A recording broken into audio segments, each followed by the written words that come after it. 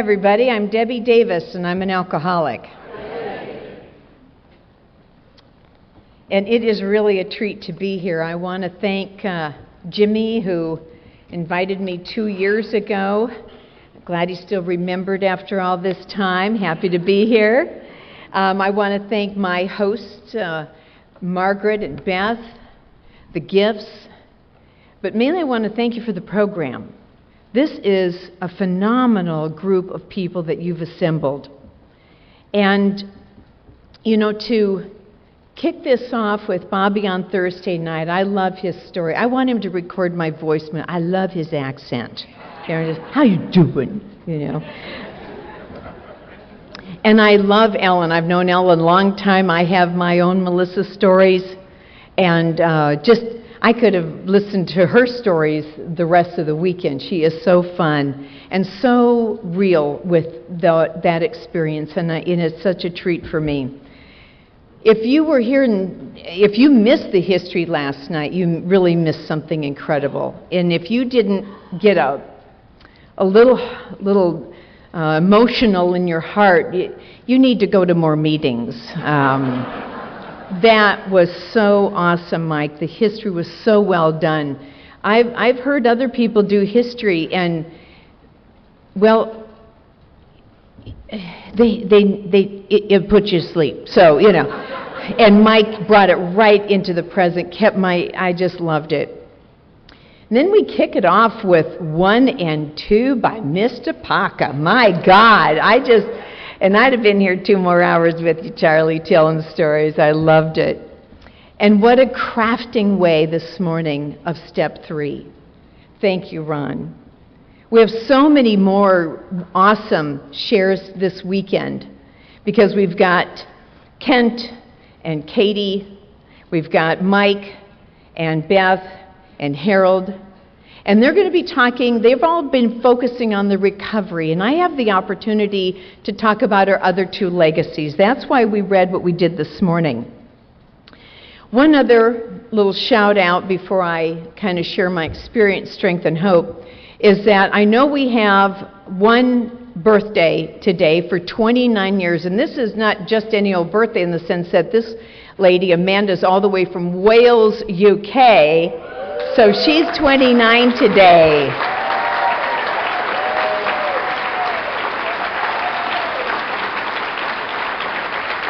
That's fantastic.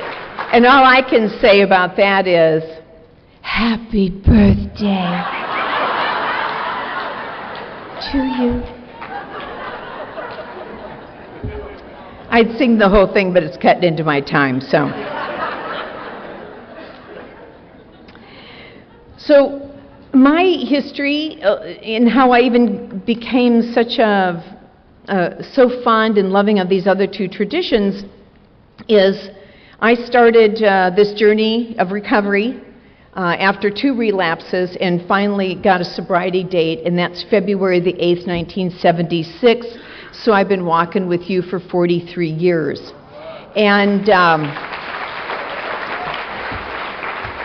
it also means I got sober when I was young. And, I love being 43 years sober and 39 years old. I'll tell you, I love that. That is the new math, you know. But I took my first drink at 12 and my sobriety date when I was 18. It wasn't ever my intention, but I had what they talked about so far, the psychic change, on the 7th of February, and my first sober day was on the 8th of February. And from that time, I have been grounded in recovery, but my first home group was a 12-step and 12-step study. So the 12-step and 12 tradition study is what I meant to say. And so the traditions were right in my life, right in the beginning. They weren't something that I came upon later on. And then in a couple years later, I got involved in general service, and so became aware of the concepts. Didn't necessarily understand it, but in the late 70s, the awareness of the concepts wasn't quite as what it is becoming now, which I'm really, really excited about. And this, for me, on my watch, here in Alcoholics Anonymous, while I'm on this earth, I am going to do everything possible to carry the message of the traditions and the concepts, because I find the incredible gems of these other two legacies we have that many people are not aware of. And so it's my joy to bring those to light. I am a 3 Legacy sponsor, and that means I take all the people I sponsor through each legacy, the steps, the traditions, and the concepts. And I also am a member of a 3 Legacy home group. My current home group for 19 years since I moved to Northern California, and actually all of my home groups have been 3 Legacy groups. They believe in the traditions. They're active in service work, sponsorship. They are not a meeting, they are a group. And there is a big difference. And so this is, Ellen mentioned Tom I.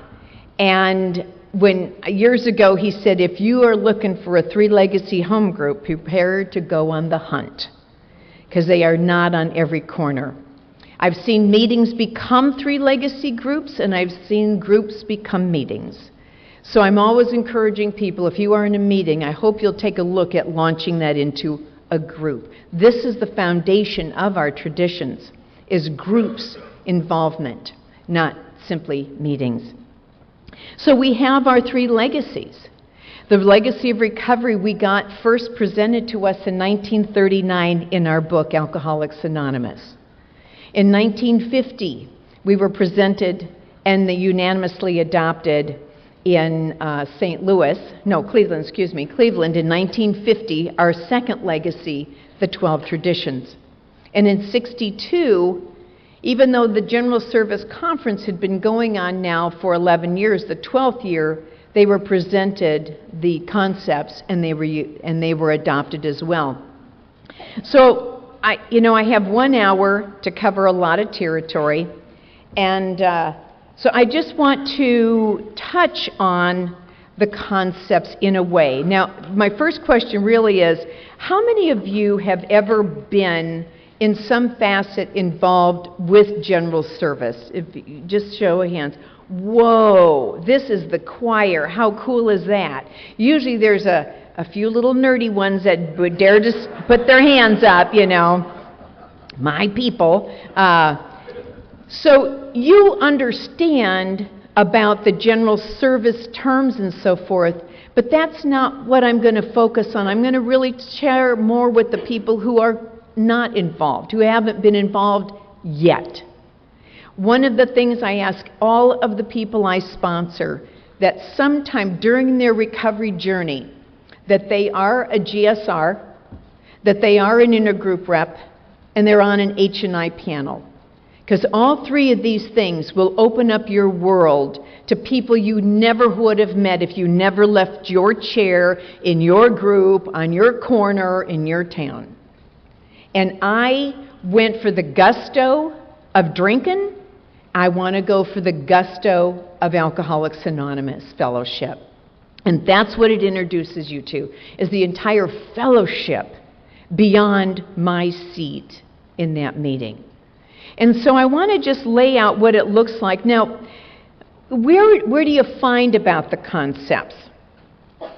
This is the primary book. This is the current service manual along, and you can see that a little bit, along with the 12 concepts. The service manual in the front kind of describes the different positions, a little history of the conference and so forth. And they now update it every 2 years. So if you are going to walk through things with a sponsee or someone else, make sure you literally are reading out of the same edition, because it changes so greatly. In the back are the concepts. And those rarely have any changes, maybe update footnotes or something. Now, I realize that by looking at this book, mine's all tricked out and tabbed and highlighted and underlined and like a pop-up book, really. I know that this isn't something that you're going to, hey, I'm going to grab a cup of cocoa, curl up next to the fire, and get a good read in tonight. I know you're not going to do that. However, reading the service, the concepts or something with someone It's kind of like sex. It's so much more fun with someone else. Okay? And then when you get a group together, okay, I mean, it's a lot of fun. So just keep that in mind when you get ready to read the service manual and the concepts, okay? So I'm going to relate it to what it would look like just in a snapshot, because I have a lot of stuff to cover today, in a group. So you probably have heard this, whether you've been in service or not. We have that upside down triangle, right? When we talk about in tradition 9, we shouldn't be organized, ought never be organized, they're really talking about that typical corporate structure of the pyramid. Big mucky muck at the top, giving direction to the little people below, the quantities. Well, we flip that over and we have us at the top. So if you look at it at the group level only, I'm going to take my group as an example. In concept 1, it's the whole group. So let's say there's 100 regular people at our meeting. But when we have our business meeting, which is concept 2, the conference is the annual business meeting.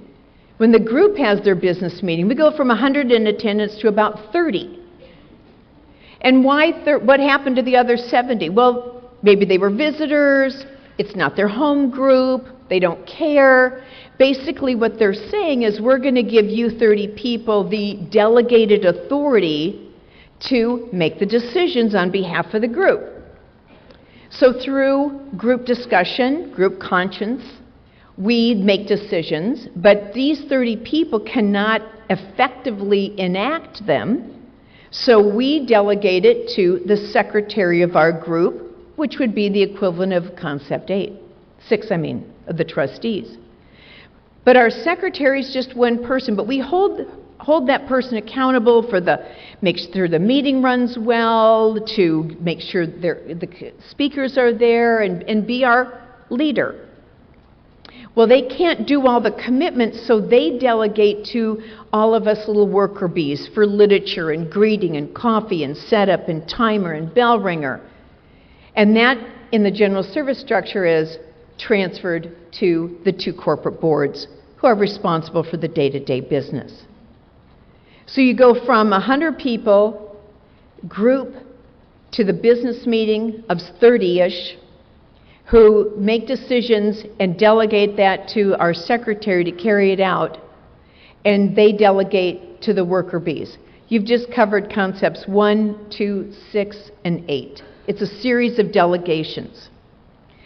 And in 7, it's the paperwork concept. Our general services are guided by bylaws and charters, traditions, and concepts, of course. Our group is guided by our minutes and our motions. And so your autonomy of your group makes decisions that will probably be different from our group's decisions. And so that is the paperwork that guides us. And if your group isn't keeping minutes, I would encourage it to. Memories change. It was 3 years ago we decided X when it was really 5. Or we decided to donate $100 every year when it was really only $75. It takes personality out of it. Nobody's right or wrong, but when we look at the facts, the written word, we're set. It was just a mismemory. And so we find that paperwork like that is very handy. In fact, what we've done is taken it another step, and we have a little section in our group book called Motions Synopsis, so that over the 21 years of taking minutes of our group, we don't have to flip through those to get to when did we discuss that motion, which is now just 5 pages. So this has been very helpful. So I call that the series of delegations. Well then, but you can look at that also in your work life, your family life. But since all of us have a group, I just often find that this is a place to start the understanding. Then we have concepts that I call the spiritual tools. Concept 3 is about the right of decision. Concept 4 about the right of participation. 5 about the right of appeal and minority opinion, plus leadership skills, which I'll leave towards more the end. So in participation, decision, and minority opinion, we also touch on tradition 2 a lot with group conscience. Leaders are but trusted servants. We touch on autonomy, as long as it's not affecting maybe the relationship as a whole, the group as a whole, AA as a whole. Again, you can take these into all your personal areas. So I'm going to kind of tell you some stories that kind of lump all those together. So when I moved up to marry my husband 19 years ago, I arrived with 4 pets, and therefore I then was capped with a 4-pet limit, okay? If I had known that, right, I'd probably gotten a few more, but anyway, so that was the established number. And we've been up and down, but we've always had fur in our house. You know, we just need fur. Well, we got down to, we're now at the level, we're at 4 and 2 and 2. And one of them is a beautiful black cat, another is a black and white tuxedo. So I'm looking at the paper, and once a week they show the little sad faces that need a home, you know. And they always grab your heart. And so I'm looking through there, and I know I can't get any, but I find these 2 cats. You should never break up a team, you know. And one is coal black, and the other is a tuxedo. They really look like our cats. And one's named Coco, and one is Chanel. Well, where else should they go, right? So I'm like, gee. Okay, well, so Kent comes downstairs, and I said, say, hon, I was looking at these cats here. No. Let me just say, there's these, they look just like ours, and they need a home. Well, it's not good to break up a pair. No. So I thought a second, I said, how about if I foster them? Oh, he starts a big laugh on that one. He's like, oh no, I see this story. I see this about 3 years from now. We're going to have 300 cats and dogs in here. We only own 4, but we just haven't gotten around to getting another home for them. And I'm laughing because he's right.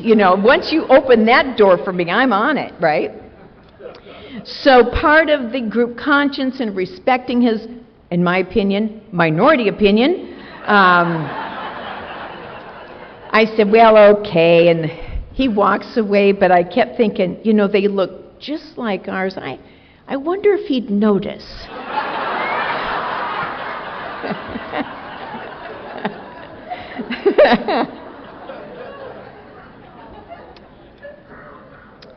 So another one on this is happened in my home group. So Kent, now many people think Kent Coleman is my husband, and I love Kent Coleman, but it's a different Kent.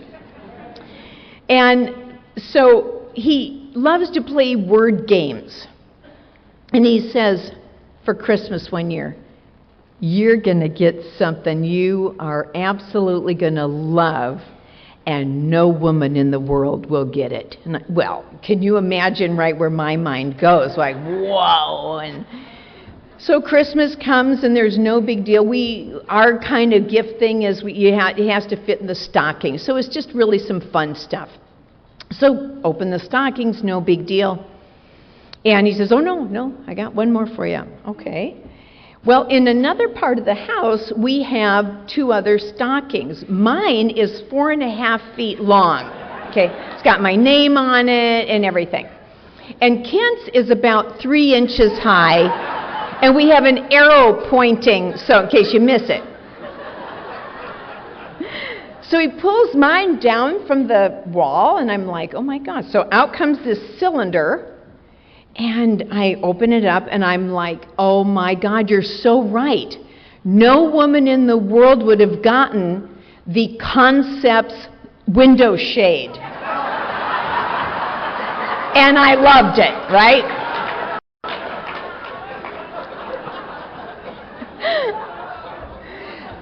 Now, I'm thinking it doesn't quite fit with the decor of the house. What can I got an idea. I'll give it to my group. I mean, my God, right? So I take it to the group, and I talked to the secretary. Didn't do it without permission. I talked to the secretary. I said, hey, it's a concept. You know, this group is a 3 legacy group. They've just come out with these window shades. I have one. I'd like to donate it to the group. Sounds like a good idea to me. Up goes week number 1. Up goes week number 2. Where is it week number 3? Somebody stole the concepts. Who's going to do this, right? And one of the founding members of the group said, well, it will probably show up after we have a group conscience on it. Yeah, well, whatever, right? You know, I'm busted on this. And I'm embarrassed because he's so right. So luckily, the business meeting was a couple weeks later. The concepts reappear, and we have a meeting on it and a discussion. There's 2 questions. Do we want them up, and where do we want them? Well, I think they're both pretty obvious, but okay. Do we want them up? Yeah, that sounds good. Where do we want them? Well, clearly with the steps and the traditions in the front of the room. Oh, no, that wasn't clearly to everybody. Oh, no. So they ended up being behind the literature on the way to the bathroom. So I'd have to point to people, make sure they saw the concepts, just not meanly, but I just wanted to make sure they were aware of it. Now, part of my growing up in this case is that I needed to cheerfully accept the group's conscience. Did I like it? No. Did I think it was an ill decision? Yes. Because it wasn't my decision, but nonetheless, I had to accept the group's conscience cheerfully and not grab everybody who would stand still long enough to tell them how much I didn't like that decision. So 4 years go by, and the traditions and steps had been in a wooden frame, okay? And when that one day it broke, I didn't do it. Don't even go there. I did not do it. So it breaks. And I thought, well, gee, I'll see what happens here. So next week it's not repaired. I check with the secretary, say, are they going to repair that or anything? I don't know. Let me check with the guys. And, you know, every group's got some handymen around. And they decided not to repair it because it was a challenge to store it and so forth. And so when we had our business meeting a few weeks later, as it turned out, we talked about possibly, well, you know, since it's not in the thing anymore, maybe we could move the concepts to the front, and then we'd have a nice trio going there.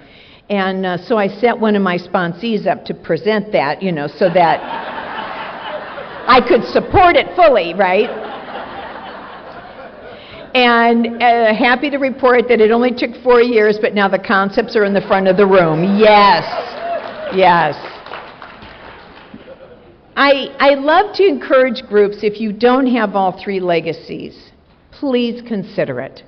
Please get a window shade, put them up front, because we are a 3 legacy fellowship. We're not a 2 legacy.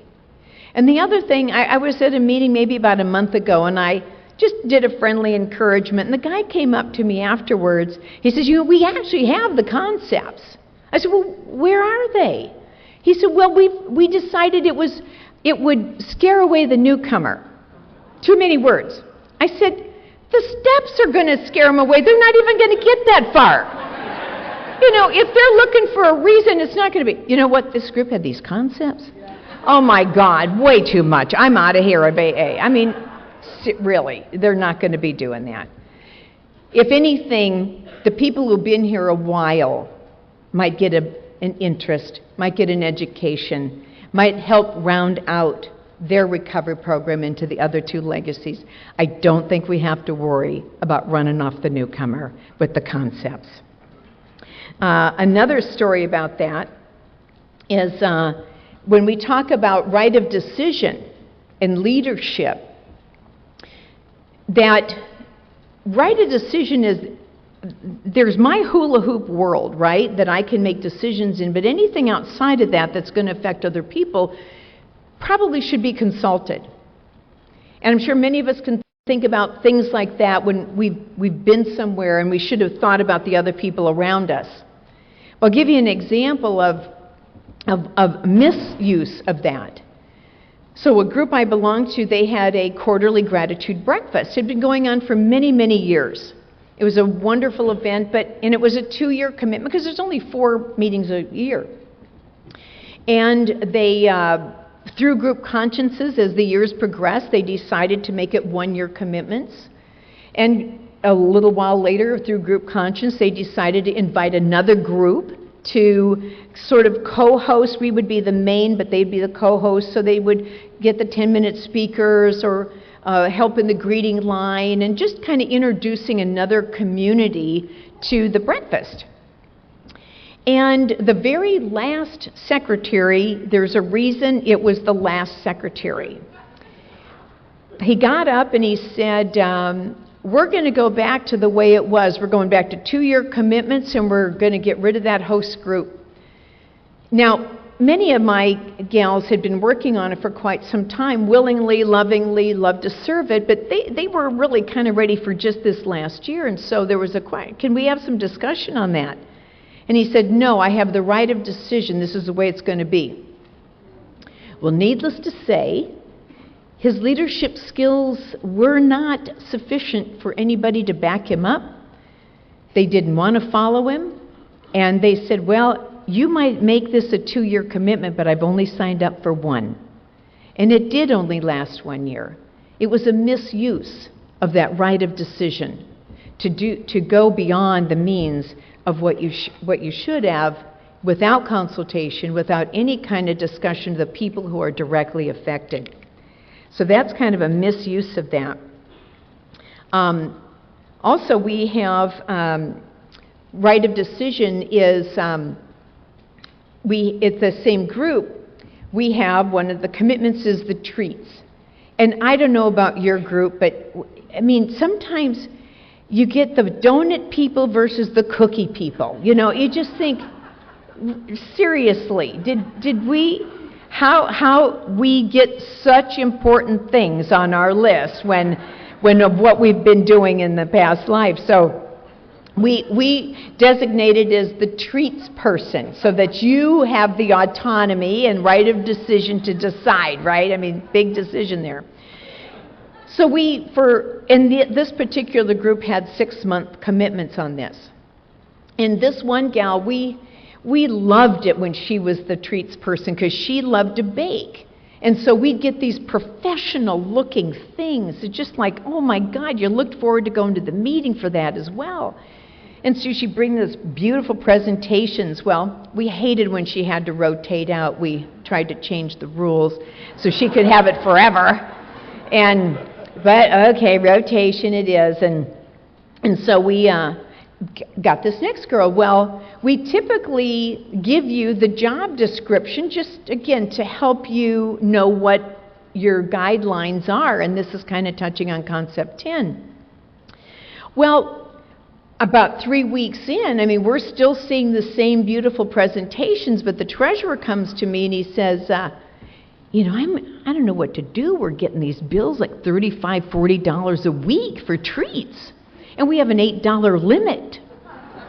I said, oh my. Well, I mean, obviously, we pay her, but we need to inform her that we have an $8 budget for treats. And if you want to spend more than that, that's your call, but we can only reimburse you up to $8. So based on that information, from that point on, we got the crappy cookies, you know, so... But now she had the right of decision as to what she was going to do. The group conscience to me is so prevalent, so important that I listen to it. Not just wait to talk again, but to listen to everyone. And we recently had, now again, I sponsor a gal who she said, when she witnessed what we did that day, she said, I have never seen anything so respectful. I've seen yelling and cussing and finger pointing and biting of each other, not literally, but, you know, verbally biting each other. And it's just a pandemonium. And it's been so uncomfortable, we just don't even like having them. And I just want to think, we don't have to, have I learned anything here in Alcoholics Anonymous through the recovery steps, let alone our traditions.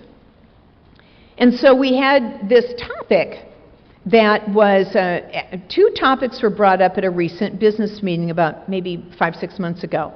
One of them was to change the ending of the meeting from, and now we'll ask so-and-so, which is always our speaker, to lead us in the Lord's Prayer, to, we'll ask our speaker to lead us in the prayer of their choice. Now, they only had two choices, Serenity Prayer or Lord's Prayer, but they would know that in advance. We didn't want some prayer nobody knew.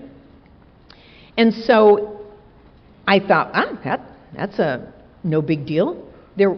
But apparently it was.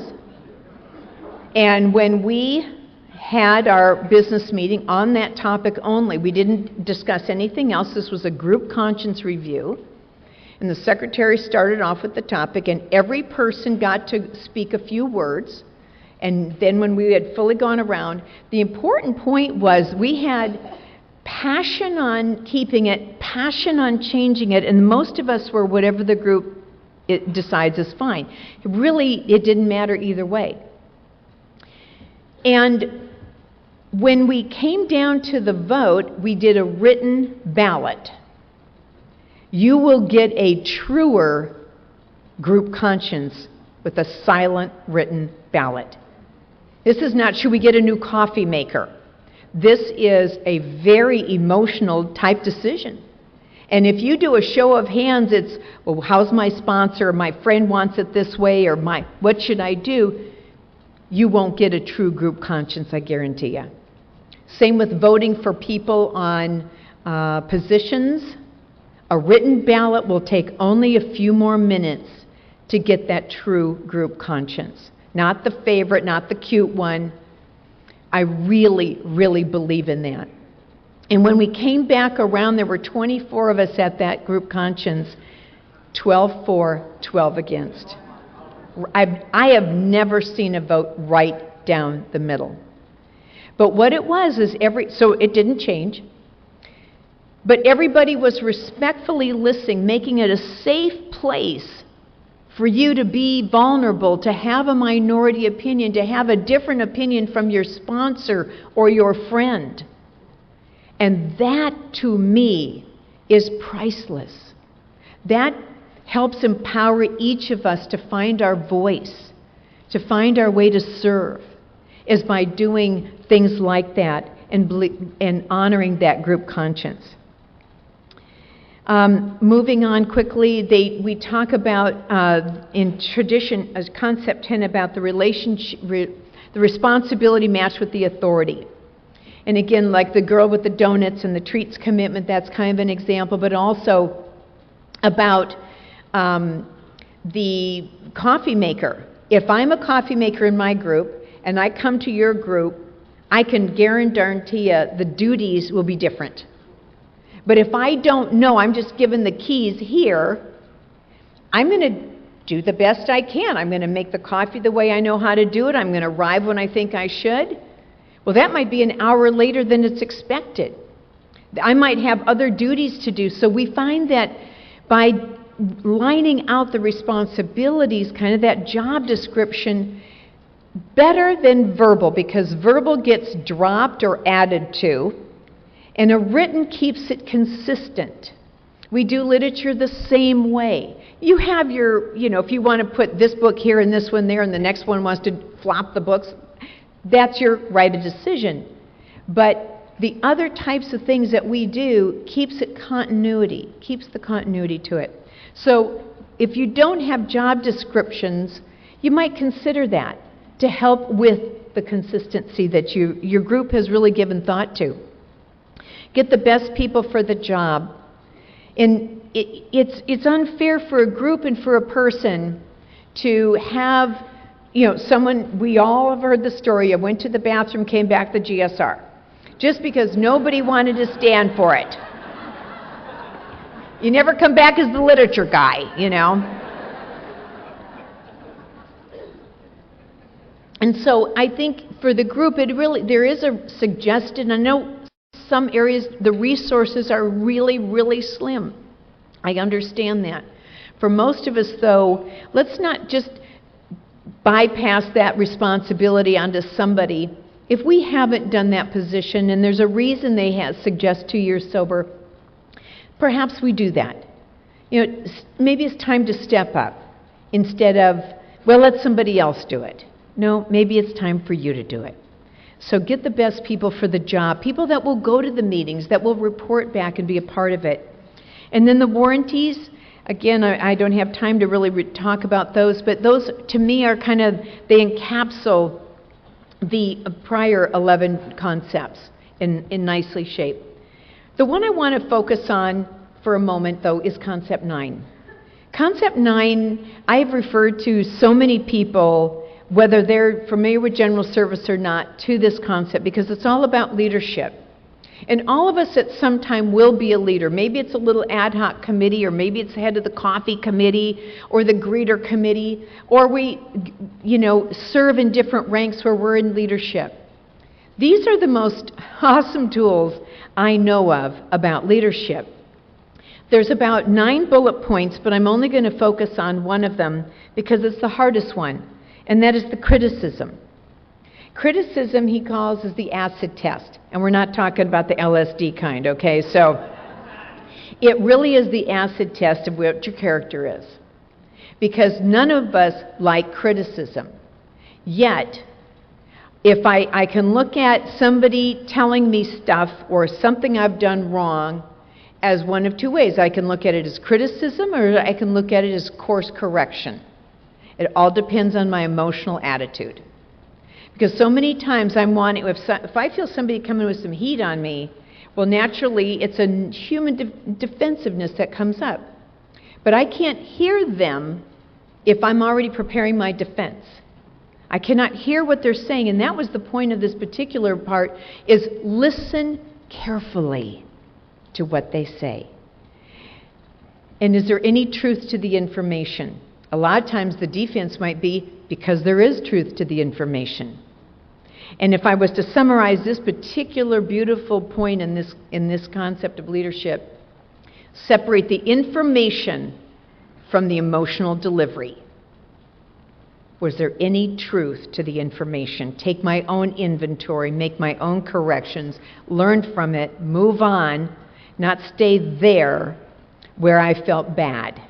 Move on. I can do that course correction.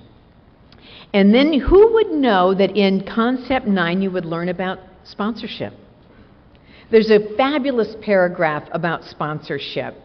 And I'm going to read this at some point I'm going to turn it into first person. It says, every sponsor is a leader. The stakes are about as big as they could be.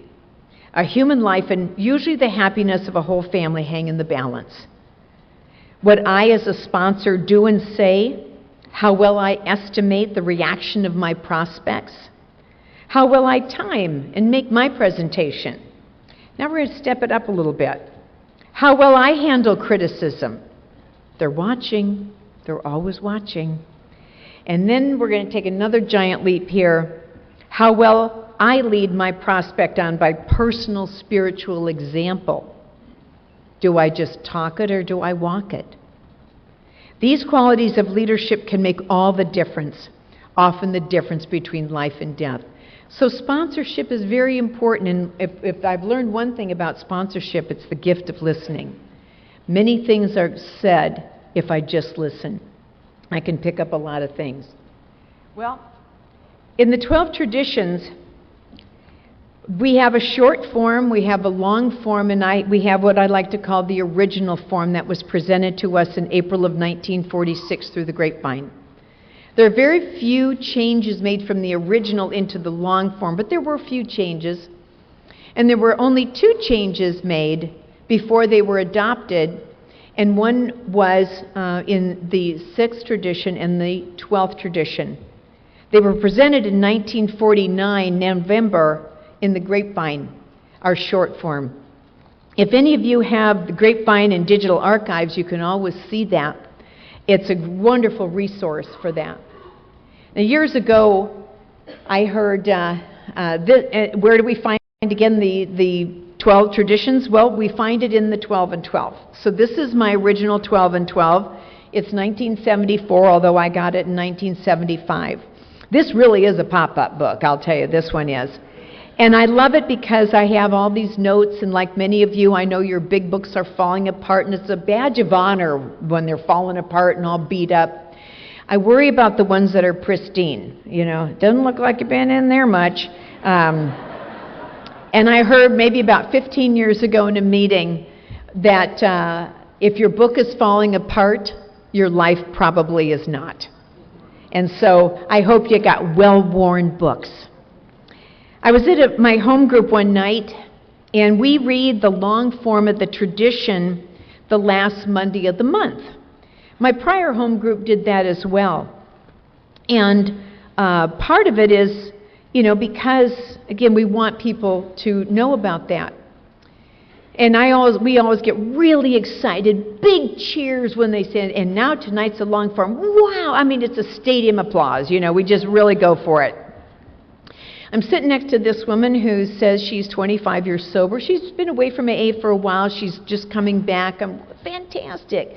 Glad you're back here. We're an open meeting and, you know, speaker meeting, so you just sit and listen and enjoy the speakers. And that night we read the long form. And it's done, and she turns to me and says, I didn't know there was a long form of the traditions. And in an Academy Award-winning performance,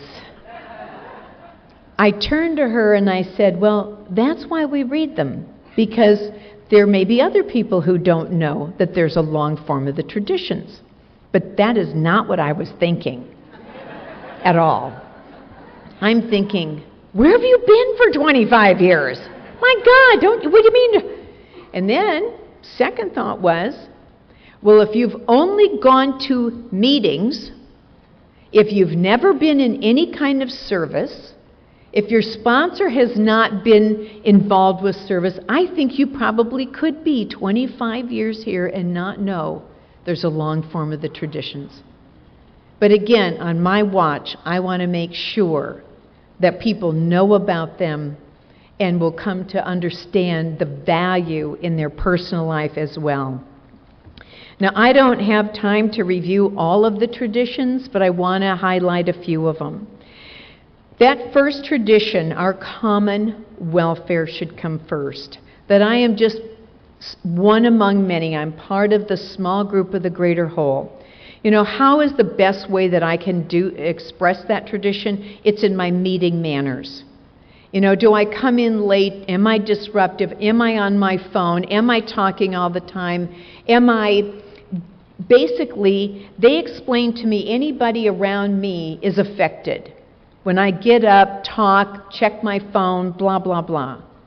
And I am responsible for them possibly missing out on the very thing they need to hear, and we'll never know. And I've looked at my life many times as to those one-liners that I'm hearing all weekend long. That what if I would have been, again, disrupted by myself or someone else and missed that? There have been a couple that have literally changed the course of my life because I heard that. And so, what are my meeting manners? And all these traditions come back to our common welfare comes first. And again, in my home life and in the work life, all of these areas, these traditions can be applied. I've already touched on 2. I want to talk about 3.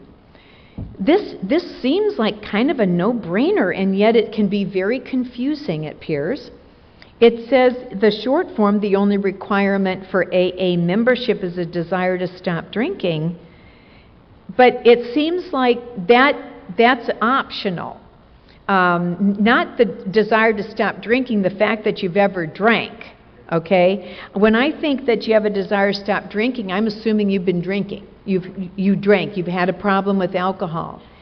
And while our 12 steps have been copied by literally hundreds of other programs for other obsessions, dilemmas, problems, you name it, and I'm so grateful because it's a formula that works well, this is the only place for the alcoholic to go. And that's why we have so many other programs in our gift of identification that our speakers so far have shared with us, this is the gift. So let us honor that. Now, that doesn't mean if you come in here a drug addict, you might not also be an alcoholic. That's not a guarantee. But it's a possibility.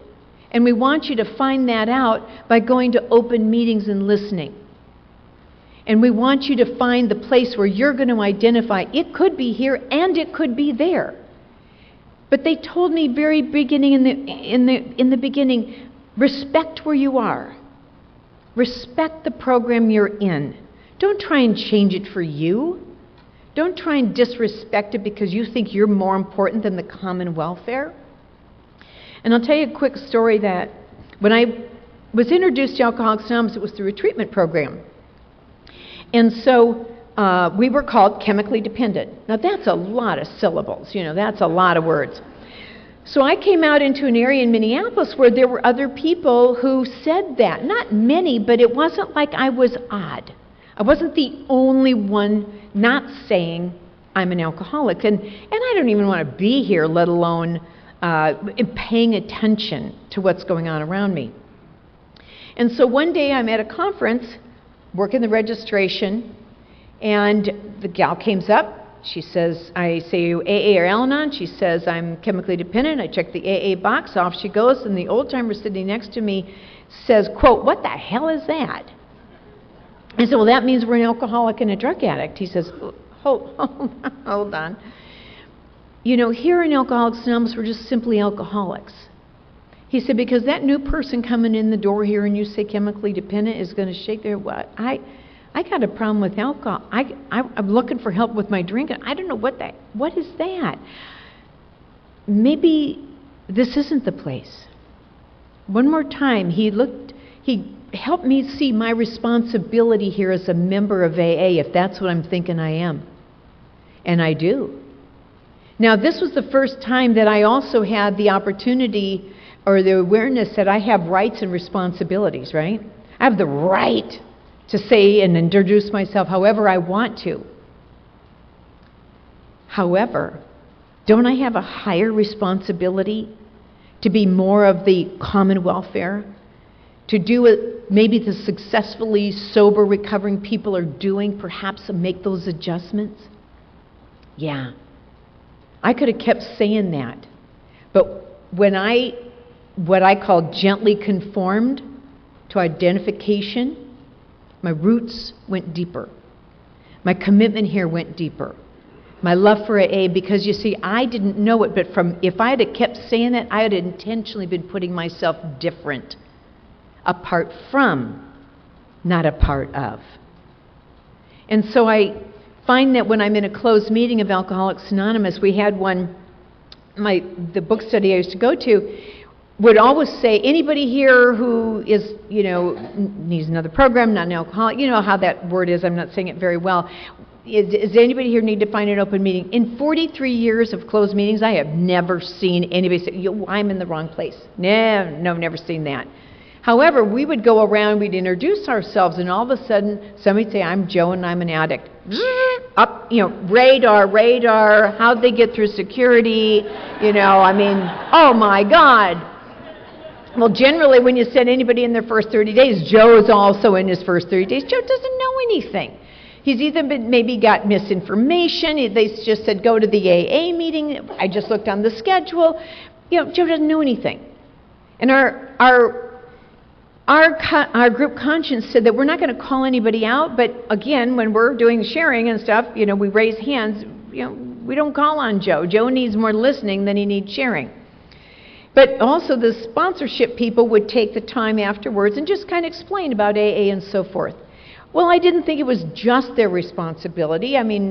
So I certainly have been known to, when we circle up, saunter on over, could be across the room, but I kind of make my way over there, and I grab the new guy or gal's hand. And when we finish the prayer, and we go 8-man shake, I'm hold on, because they're fast. You can't let go. I got them. And I feel it's a loving responsibility, not to not to banter them, not to bludgeon them with information, but to share my experience that I just shared with you in a kind and loving way. I heard you identify as an addict. Have you ever had a problem with alcohol? Just to kind of introduce them to the kindness of Alcoholics Anonymous. But if we're not the place for you, let's help you find a place. So I think we do people a disservice insisting they come here if they can't identify. The other thing is, thank you, Charlie. You're my favorite. The other thing I want to share about is Tradition 5. In this quick way, that Tradition 5 talks about that each group, in the long form, each Alcoholics Anonymous group ought to be a spiritual entity. Do you feel your group is a spiritual entity? Do you feel the Spirit when you walk in there? When do you get there? Are you part of the Spirit? Are you contributing to your group's spiritual welfare? Having but one primary purpose. Now, this says that of carrying its message to the alcoholic who still suffers. I always saw the message, my message, which I think is true too, but I started thinking, well, what's my group's message? What do we give off? Are we somebody who shows up 7 minutes before we got plenty of meetings in my area that when I get there 30 minutes beforehand, I am the only one there. At about 7 minutes to, whoosh. 7 minutes after, whoosh. It's empty. I'm sure in many of your groups like mine, I get there an hour beforehand, and I'm amongst the first, but it won't be long. By 7:30, it's humming and buzzing. We finish about 9:15, and at about 10 to 10, I have to do the last call lights on them because it's time to lock up the gate. They're still in there yakking away, and then I find them out in the parking lot doing the same thing. What's your group's message? Are they respectful during whatever it is? Or are they reading out of the big book and following through the whole way through? Or are they, when they're done listening or talking, they're done listening too? They close up their book? Do they work with newcomers? Do we have newcomer liaisons? That's why we have a break to do that. What is your group's message? It's kind of like the same thing with the attraction rather than promotion in Tradition 11. Am I an attraction? Am I someone who appears approachable? Is this group someone that's friendly? Do we work the room or do we just hang with our friends? Important things about our common welfare coming first. My welfare, recovery, my unity is contributing and will far benefit as the result of having a solid spiritual base group grounded in these three legacies. What I always like to kind of put to people is the next time you go to your home group, if you can, kind of pretend you don't know anybody. Kind of pretend like you are coming for your first time. What does it sound like? What does it feel like? What does it look like? I love looking around that room and seeing the laughter, the chatting. Boy, if you're sitting down in my group, you are not sitting alone. Whoosh, we're over there like white on rice. We're over there talking to you. What are you doing sitting down, basically? Would you like to meet some other people? Is your group a spiritual entity, and are you contributing to that? I've got to wrap this up, but I'm going to close it with how we started. Something for you to think about. Beth read it beautifully. And once again, this is 1951. This is Bill sharing with the group at that time. We who are the older members, and we've had so many men and women ahead of us who kept the torch high, who kept the light on, who started the meetings, who set up the chairs. So when we walked into our first meeting, it was ready. This is now our responsibility. We who are the older members bequeath to you who are younger these three legacies: the 12 steps of recovery, the 12 traditions, and now the general services of Alcoholics Anonymous. Since 1938, we and our friends have been holding this in trust for you. Acting on behalf of all, Dr. Bob and I ask that you, the members of Alcoholics Anonymous here in this room today, assume guidance of these services and guard them well. The future growth, indeed the very survival of Alcoholics Anonymous may one day depend on how prudently you and I guard these arms of service in the years to come. So, my dear friends, I again see our Cathedral of the Spirit. On its great floor, where all the people in this room stand, are the 12 steps of recovery. We've seen the walls, and you and I get to practice the 12 traditions, which are the buttresses that will hold us in unity always. And now, with the services, I'm sure that you'll perceive with me that the spire is being affixed to our Cathedral of the Spirit, and the name of that spire shall be called service. A beacon for all to see. A beacon to the millions who don't know. And may that spire, may its symbolic finger always point straight upward toward God. My friends, thank you, and may your light shine bright, and may you hold your torch up high. Thank you for having me.